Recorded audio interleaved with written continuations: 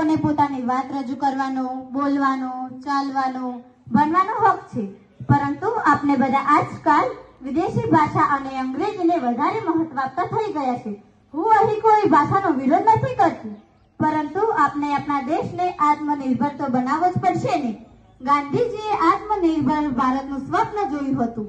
મિત્રો, આપણે આપણા દેશને આત્મનિર્ભર બનાવવા માટે સ્વદેશી વસ્તુઓનો ઉપયોગ કરવો પડશે, સ્વદેશી વસ્તુને ખરીદવી પડશે, સ્વદેશી વસ્તુઓને વધારે મહત્વ આપવું પડશે અને વિદેશી વસ્તુઓનો ત્યાગ કરવો પડશે।